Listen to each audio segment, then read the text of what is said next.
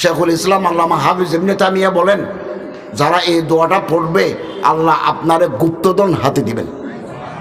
মাটির তলায় পিতলের কলসির ভিতরে 2-3 হাজার সোনার টাকা পাওয়া যায়, এক রাতেই একদিনেই কোটি টাকার মালিক করে দিবেন।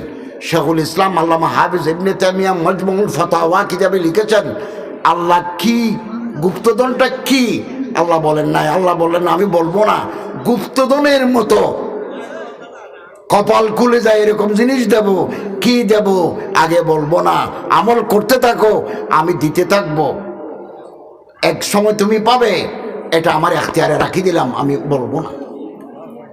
অনেক কথা আল্লাহ রসুল বলছেন, হাদিসে কুদসিতে আল্লাহ বলছেন এটা করলে এটা পাইবে, সুবহানাল্লাহ বললে একটা খেজুর গাছ পাইবে জান্নাতের বিটায়, 10 বার কুল শরীফ পড়লে বানাল্লাহু লাহু কাসান ফিল জান্নাহ, বেহেশতে আল্লাহ পাক আপনাকে রাজবাড়ি বানিয়ে দিবেন, এটা করলে এটা দেব।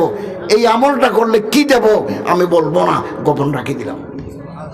আমরা এই আমলটা করতে থাকবো, আল্লাহ তাআলা আমাদের তৌফিক দান করুন, আমিন। এটা দোয়া শিখাই, আমার মুখে মুখে বলুন, ইয়া হাইয়্যু ইয়া কাইয়্যুম লা ইলাহা ইল্লা আনতা বিরহমাতিকা আস্তাগীস।